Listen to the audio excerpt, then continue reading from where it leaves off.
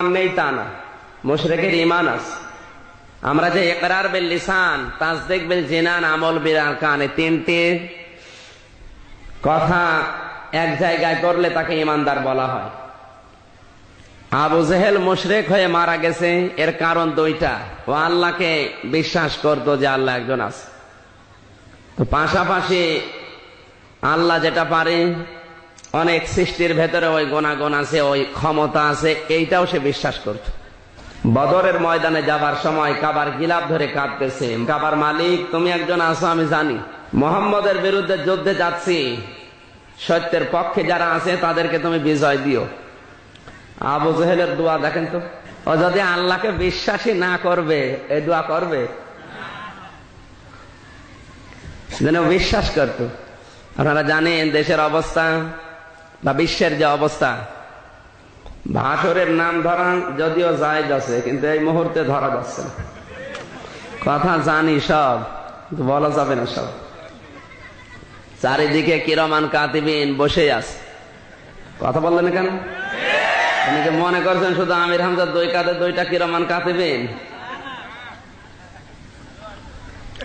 যেই দিন প্রচার হয়েছে আমির হামজা আসতেছে, পাবনার ভাঙ্গরা প্রশাসন এবং গোয়েন্দা বিভাগ যারা, আপনারা হয়তো টের পাননি, আমার যে মোবাইল আছে এর মাধ্যমে আমি নিজেই জানতে পেরেছি কিরামান কাতিবিন আগে এসে ভরে গেছে।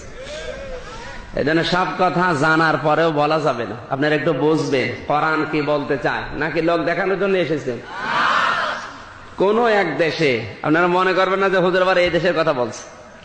কোন এক দেশে তিনটা লোক এক জায়গায় বসে, একজন মনের সুখে হাসতেছে, একজন মনের দুঃখে কাঁদতেছে, আর একজন কাঁদেও না হাসে না, চুপ করে বসে আছে। পাশ দিয়ে যাচ্ছিল পুলিশের লোকজন, চিন্তা করছে এরা দেশ বিরোধী ষড়যন্ত্রে লিপ্ত, তিনজনকে গ্রেফতার করে নিয়ে যাচ্ছে বাড়িতে, থানায় নিয়ে যাবে। পথে সাংবাদিকের সাথে দেখা, ডাক দিয়ে বলে ভাই এদেরকে নিয়ে যাচ্ছেন, এদের অপরাধ কি? এদের গুরুত্বপূর্ণ অপরাধ আছে, ভয়ঙ্কর অপরাধী এরা। সাংবাদিক বলে ভাই আমি একজন পেশায় সাংবাদিক, আমার রোজি রুটি এর ভেতরে, সকালবেলা রিপোর্ট লিখবো, কি লিখবো? এদের নামে কোনো মামলা আছে, হলিয়া আছে?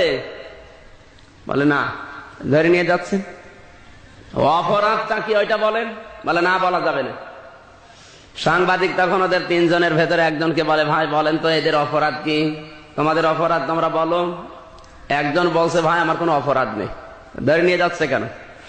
আচ্ছা আমার অপরাধ এই যে আমি মনের দুঃখে কাঁদছিলাম, এই আমার অপরাধ। আবু জেহেল মুশরিক হয়ে মরার পেছনে কারণ কি ওইটা আগে জানতে হবে, কারণ আমরা যদি ওই রকম কোন আচরণ করি, ওরও ঈমান ছিল আল্লাহর উপরে, আল্লাহকে বিশ্বাস করতো। আমা ইউমিনু আকতারুহুম বিল্লাহি ইল্লা হুম মুশরিকুন, সূরা ইউসুফ 13 নম্বর পারা 7 নম্বর পৃষ্ঠা 3 নম্বর লাইনে শেষ নাম্বার উপর 106 নম্বর আয়াত।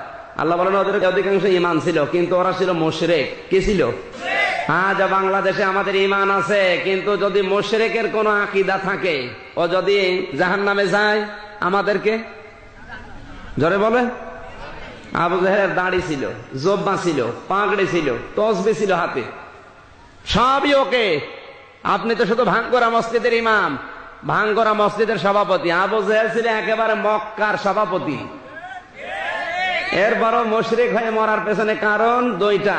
এক নম্বরে কারণ হচ্ছে ইকরার বিল লিসান করেছে, মুখে পড়তো কালেমা, তাসদীক বিল জিনান, অন্তরে বিশ্বাস ছিল না ওটা আল্লাহ জানে, আমি বলতে পারবো, কিন্তু আমল বিল আরকান এইটা ছিল না। আজ আপনি বাংলাদেশের দিকে তাকান, অনেক হিন্দু পর্যন্ত ইকরার বিল লিসান করে। আমরা যে কালেমা পড়ে মুসলমানের দাবি করছি, অনেক হিন্দু পর্যন্ত কালেমা মুখ দিয়ে পড়ে। আমি নিজে দেখেছি, যখন বরিশালে পড়তাম ছোটবেলায়, লঞ্চে করে যাচ্ছি, নৌকায় করে, হঠাৎ উঠেছে ঝড়, আমরা ভয়ে পড়ছি লা ইলাহা ইল্লাল্লাহ, আর হিন্দু দাদা ও দেখছি পড়ছে লা ইলাহা ইল্লাল্লাহ। ডাক দিয়ে বললাম দাদা দেখে মনে হচ্ছে অন্য ধর্মের, কালেমা পড়েন মানে মুসলমান হয়েছেন? আমারে বলছে দেখো ও কালি মালি দিয়ে এখন কাজ হবে না, কারণ যে ঝড় উঠেছে আল্লাহ লাগবে, ওরা জানে যে ও জিনিসের কাজ না। আমার বলছে কালী দুর্গা এখন হবে না, এখন আল্লাহ দরকার। ডাক দিয়ে বললাম দাদা মুসলমান হয়েছেন কবে? বলে এখনো হয়নি। ওই যে স্বাধীনতা যুদ্ধের সময় মিলিটারির ভয়ে মুখস্থ করে রেখেছিলাম, আজও তাজা রেখে দিয়েছি, না জানি কবে স্টার্ট দিয়া লাগে। ইকরার বিল লিসান হিন্দুও করছে, আবু জেহেল এটা করেছে, এরপরও মুশরিক। কেন? আল্লাহ রাব্বুল আলামিন বলেন, ইয়াকুলুনা হাল লানা মিনাল আমরি মিন শাইইন কুল ইন্নাল আমরা কুল্লাহু লিল্লাহ। সূরা আলে ইমরান 4 নম্বর পারা 9 নম্বর পৃষ্ঠা 3 নম্বর লাইনের 154 নম্বর আয়াত। তাফসিরে তাবারি, তাফসিরে ফি জিলাল কোরআন, তাফসিরে মুনির, তাফসিরে কাবির, আইসারুত তাফাসির, ফি জিলালিল কোরআন, যতগুলো তাফসির আমি দেখেছি বিশ্ববিদ্যালয়ে, সব মুফাসসির আয়াতের ব্যাপারে একই বক্তব্য দিয়েছেন। আল্লাহ পাক বলেন, নবী, দুনিয়ার মানুষ যদি প্রশ্ন করে, ইয়াকুলুনা হাল্লানা মিনাল আমরি মিন শাইইন, দুনিয়া চালানোর জন্য তো আইন তৈরি করতে হবে, পরিবার, সমাজ এবং রাষ্ট্রের জন্য আইনের দরকার আছে না নেই? আইন না থাকলে শৃঙ্খলা থাকে? জোরে বলেন। বাংলাদেশে যতটুকু আইন আছে এটা যদি না থাকতো আজ কিন্তু আমরা বসবাসী করতে পারতাম না। যেখানে আল্লাহর আইন চলে না ওই জায়গায় বিশৃঙ্খলা। হে নবী, মানুষ কিন্তু আপনাকে বলবে পরিবার, সমাজ এবং রাষ্ট্র চালাতে তো আইন লাগে, এর কোন অধিকার আমার আল্লাহ আমাকে দিয়েছে। আপনি বলুন, কুল ইন্নাল আমরা কুল্লাহু লিল্লাহ, আইন তৈরি করা এই ক্ষমতা দুনিয়ার কাউকে আল্লাহ দেয়নি, এটা শুধু আমার আল্লাহর দায়িত্বে। পৃথিবীর কাউকে দায়িত্ব আল্লাহ দেয়নি, এ অধিকার কার? জোরে বলেন। আপনার পরিবার কোন নিয়মে চলবে, আপনার সমাজ কোন নিয়মে চলবে, রাষ্ট্র কোন বিধানে চলবে, এই যে আইনগুলো, এই নিয়ম নীতিগুলো দুনিয়ার কারো হাতে আল্লাহ দেয়নি। কারণ আল্লাহ যদি কাউকে দিত, ও হয় ব্যক্তি স্বার্থে, নাই দলীয় স্বার্থে, নাই নিজের স্বার্থে আইন বানাতো। জোরে বলুন। আজ পৃথিবীতে অনেকে নিজের স্বার্থে, দলীয় স্বার্থে, ব্যক্তি স্বার্থে আইন তৈরি করে, এই জন্য আপামর জনতার ক্ষতি হয়। আপনি কি রাগ করলেন? আল্লাহ এই অধিকার কাউকে দেয়নি। আল্লাহ ভালোভাবে জানে মানুষের মন সংকীর্ণ, ওকে দিলেও হয় নিজের স্বার্থে বানাবে। আমার এতদিন টিকে থাকা লাগবে, কিভাবে থাকা যায় ওইটা দেখে দেখে আইন বানাতো। আজ যেমন বানানো হয়েছে, এই জন্য আল্লাহ কাউকে অধিকারটা দেয়নি, আল্লাহ নিজের কুদরতি হাতে রেখে দিয়েছে। আল্লাহ বলেন, আমার ওই কুদরতটাই কোরআনের ভেতরে দিলাম, একটা দুইটা না, 500 আয়াত শরীয়তের বিধান। সুবহানাল্লাহ বলতে পারেন? 6666 আয়াত কোরআনে আল্লাহ দিয়েছেন, এর 500 আয়াত শরীয়তের বিধান। একটা যদি কেউ অস্বীকার করে, ওর সঙ্গে সঙ্গে আবু জেহেলের মতো মুশরিক। কথা বলে না কেন? আবু জেহেল কালেমা পড়ার পরেও শুধু এইটা মানতো না, ও জানতো যে আমি যে চেয়ারে বসে আছি অবৈধ চেয়ার, আমার এই ক্ষমতা অবৈধ। মুহাম্মদুর রাসূলুল্লাহ যেটা বলতে চাই, আমি যদি ওর কথা মতো আমার পরিবার, সমাজ এবং রাষ্ট্রের নিয়ম তৈরি করি, এই লা ইলাহা ইল্লাল্লাহ মুহাম্মাদুর রাসূলুল্লাহ, তাহলে আমি যে নিয়ম নীতি বানিয়েছি আমার এই চেয়ার টিকবে না। এই জন্য আইন বানিয়েছিল। আজ পৃথিবীর ময়দানে অনেকে কিন্তু এই চিন্তায় করে, হুজুর যা বলে মিথ্যা বলে না, কিন্তু এগুলো মানতে গেলে আমার যে অবৈধ ক্ষমতা থাকবে না, তখনই বলে এটা রাজনীতি। আবু জেহেল এটাই বলতো, সব চলতে দেওয়া যাবে, কিন্তু কোরআনের এই কথা চলতে দেওয়া যাবে না। কারণ এইটা চলতে দিলে মানুষ যখন বুঝবে যে কোরআন এই কথা বলতে চায়, আমি যে 2 নাম্বার, আমার এটা চলবে না, তখনই বলতো আল গাউফি লাআল্লাকুম তাগলিবুন, মুহাম্মদুর রাসূলুল্লাহ কোরআনে বাধা দাও, ওর তাফসীর মাহফিলে, ওয়াজ মাহফিল বন্ধ করে দাও। ওগুলো বন্ধ যদি করতে পারো তোমাদের বিজয় আসবে, তোমরাই গালিব হবে। কারণ আমাদের বাপ দাদাদের গালি দেয়। আজ হয়তো অনেক আবু জেহেল আছে, কথা বলে না যে বাপ দাদাদের গালি দেয়, বলে রাজনীতি করে। কথা কিন্তু একই।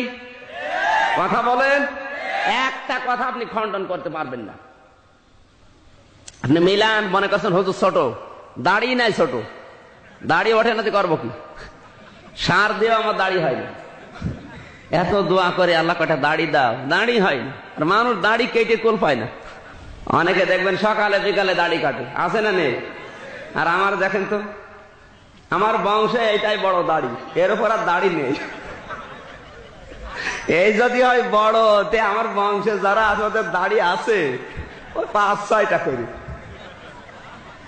কত বড় বড় জায়গায় আল্লাহ নিয়ে গেল, শুধু দাড়ির জন্য মায়ের খেয়ে যাচ্ছে। এই যে পাবনা দারুল আমানটা আছে, লক্ষাধিক মানুষ হয়। স্টেজে ওঠার বলে মানুষ বলে বাচ্চা হুজুর। আমি কি বাচ্চা? আমারই একটা বাচ্চা আছে। শুধু দাড়ির এই সমস্যাটা। হুজুর ছোট না ভাই, লেখাপড়া যা আছে বাংলাদেশে প্রায় শেষই হয়ে গেছে। কওমি মাদ্রাসায় পড়েছি আমি, আলিয়া মাদ্রাসায় পড়েছি, কামে হাফেজি পড়েছি, অনার্স মাস্টার্স করলাম। এর উপর আবার আছে কি? তারপর ওই বাচ্চা কাটছে না, নাকি দাড়ি লাগাবো। যা বলছে আমি দলিল দিয়ে আপনার একটা কথা খণ্ডন করতে পারবেন না। আপনারা তো ওখানে গ্রাম্য মানুষ। আমার আলোচনা শোনার জন্য আমার বিশ্ববিদ্যালয়ের স্যার যারা বসে থাকে স্টেজে, যদি ভুলই বলতাম শুনতো ওনারা? আপনি তো গ্রাম্য মানুষ, বিশ্বাস করেন আমি দলিল দিয়ে আয়াত, পারা, পৃষ্ঠা, লাইন, রুকু, সূরার নাম, তাফসীরের নাম, হাদিসের নাম, কোন পৃষ্ঠায় কোন লাইনে এবারত সহকারে বলে দিচ্ছে। আপনি মিলাবেন, যদি আপনার ভেতরে থাকে পরিবর্তন হবেন। আর এই জন্য মাহফিল দিয়েছেন না লোক দেখানোর জন্য? এই জোরে বলেন। আমরা কিন্তু প্রথম ওই কথাটাই জানিয়েছি, যেটা আল্লাহর জন্য করবেন ওটা যদি লোক দেখানোর জন্য করেন আপনি কি? আর আবু জেহেল ওর 1 নম্বরে মুশরিক হয়ে মরার পেছনে কারণ এইটা, মুহাম্মদুর রাসূলুল্লাহর কোরআন শোনার পরে শুধু বলতো এটা বাপ দাদাদের বিরুদ্ধে গালি দেয়, আমাদের ধর্মকে কলঙ্কিত করে। আজ পৃথিবীতে যদি এই সেন্স নিয়ে কেউ কথা বলে, সে যেই হোক ও কিন্তু মুশরিক। 2 নম্বরে আবু জেহেল আল্লাহর চাইতে বেশি বুঝেছিল এই জায়গায়, কারণ আইন তৈরি করার ক্ষমতা কার? এটা যদি পৃথিবীর কেউ হাতে নিয়ে নেয়, দায়িত্ব নেয়, আমার আল্লাহর চাইতে বেশি বোঝে। কথা বলেন না কেন? বাংলাদেশে আজ যারা এই কাজে হাত দিয়েছেন, আপনি যদি হজও করেন, নামাজও পড়েন, আবু জেহেলের মতো মসজিদের সভাপতিও থাকেন, মুশরিক হয়ে মারা যাবেন। এতটুকু বোঝা গেছে নাকি আরো নিচে নামা লাগবে? অনেক শেষরা আছে, শেষরা বোঝেন, তাদের লজ্জা শরম নেই। ওদের আপনি যতই বলেন ও কিন্তু বুঝবে না। অনেককে অপমান করার জন্য হরতাল, অবরোধ, মানববন্ধন, কত কিছু করা হয়, ও অপমানই হয় না। আমি আগেই বলেছি ভাষণের নাম ধরা যাবে। অপমান যদি থাকে বোধ, তাহলে তো ওর মান থাকলে অপমান হবে। ও যদি মানই না থাকে, ও কিসের অপমান? এই জন্য আমরা অনেককে কিন্তু অপমান করতে পারি না, কারণ সম্মান নেই। মুশরিক হয়ে মারা যাবে, নাম যদি সলিমদ্দি কলিমদ্দি থাকে, যদি এই বিশ্বাস থাকে আবু জেহেলের মতো। শুধু ইকরার বিল লিসান করে তাসদীক বিল জিনান নিয়ে হবে না। আল্লাহ আমাদের হেফাজত করুন, জোরে বলেন আমিন। কোরআনের জন্য যারা এসেছেন কান লাগান। এই পৃথিবীতে 3টা প্রাণী দেখতে পাবেন, পেঁচা, বাদুড় আর চামচিকা। এরা কিন্তু এই যে রাতের বেলা বের হয়, দিনের আলোতে বের হয়। সূর্যের আলো দেখলে ওদের ভালো লাগে না, সহ্য হয় না। এই জন্য রাতের অন্ধকার যত বেশি, পেঁচা, বাদুড় আর চামচিকা দেখা যায়। এই কথা বলছেন,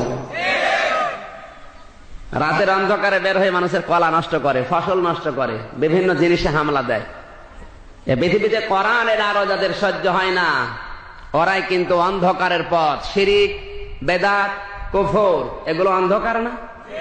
ইমানের আলো, কোরআনের আলো যাদের সহ্য হয় না, ওরাই ওই সমস্ত অন্ধকারের পথগুলো বেছে নেয়। এই নিচে নামা লাগবে। এজন্য কোরআন যারা শুনতে এসেছেন, আলো এবার বের হবে। আল্লাহ আমাদেরকে হেফাজত করুন, জোরে বলেন আমিন। আজ তো ভুল ধরার অভাব নেই দেশে, কথা বললেই খালি ভুল ধরে। আলেমদের ভুল যদি আলেম ধরে মেনে নেওয়া যায়, দুঃখ লাগে না। কিন্তু আলেমের ভুল যদি জালেম ধরে, কিচ্ছু জানে না, ও পেটে যদি বোম মারেন আলিফ বলতে পারবে না, অথচ ভুল ধরছে। এখানে অনেকে আছে সকালবেলা চাঁদ দোকানে গেবত করবে বসে বসে, আমির হামজা কি বলে গেল বুঝলাম না। আরে ভাই, আপনি বুঝবেন কি করে? আপনার তো যোগ্যতাই নেই।